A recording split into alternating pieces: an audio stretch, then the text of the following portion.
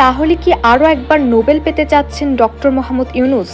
অন্তর্বর্তী সরকারের দায়িত্ব গ্রহণের পর বাংলাদেশের হয়ে একের পর এক যুগান্তকারী পদক্ষেপে কি তার জন্য আবারও শান্তিতে নোবেল পাওয়ার সম্ভাবনা নিয়ে আসছে? আজকে সেটিই জানার চেষ্টা করব এই ভিডিওতে। জুলাই আন্দোলনের মধ্য দিয়ে গেল ৫ আগস্ট হাসিনা সরকারের পতনের পর অন্তর্বর্তী সরকারের প্রধান উপদেষ্টার দায়িত্ব গ্রহণ করেন অধ্যাপক ডক্টর মোহাম্মদ ইউনূস। দায়িত্ব গ্রহণের পরই দ্রব্যমূল্যের ঊর্ধ্বগতি নিয়ন্ত্রণ থেকে শুরু করে বাংলাদেশের সার্বিক পরিস্থিতি স্থিতিশীল রাখার চেষ্টা চালিয়ে যাচ্ছেন তিনি। এরই মধ্যে ৪ এপ্রিল শুক্রবার থাইল্যান্ডের রাজধানী ব্যাংককে বিমস্টেক ষষ্ঠ শীর্ষ সম্মেলনের ফাঁকে এক বৈঠকে মিয়ানমারের জান্তা সরকার জানিয়েছেন, কক্সবাজারে আশ্রয় নেওয়া তালিকাভুক্ত ৮ লাখ রোহিঙ্গার মধ্যে ১,৮০,০০০ রোহিঙ্গা মিয়ানমারে ফেরত যাওয়ার যোগ্য। এমনকি চূড়ান্ত যাচাই বাছাইয়ের পর্যায়ে আছে আরও ৭০,০০০ রোহিঙ্গা। বাংলাদেশের প্রধান উপদেষ্টার রোহিঙ্গা সমস্যা বিষয়ক বিশেষ প্রতিনিধি খলিলুর রহমানকে কথা জানিয়েছেন মিয়ানমারের জান্তা সরকারের উপপ্রধানমন্ত্রী ইউ থান শিউ। বাংলাদেশ ২০১৮ থেকে ২০ সালে ৬ ধাপে মিয়ানমারকে রোহিঙ্গাদের তালিকা দেয়।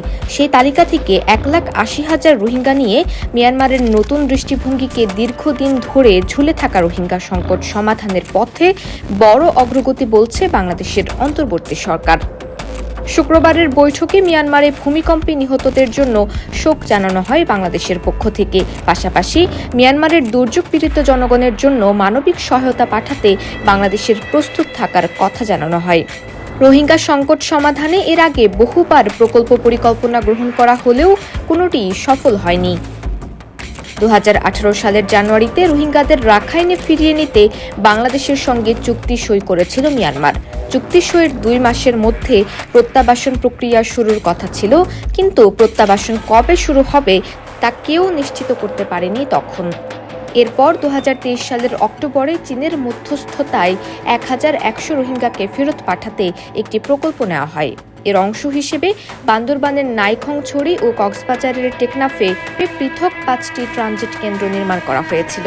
২০২৩ সালের নভেম্বর মাসের মধ্যে কেন্দ্রগুলোর নির্মাণ কাজ শেষ করে ডিসেম্বরে প্রত্যাবাসন শুরু হওয়ার কথা থাকলেও সেটিও সফল হয়নি।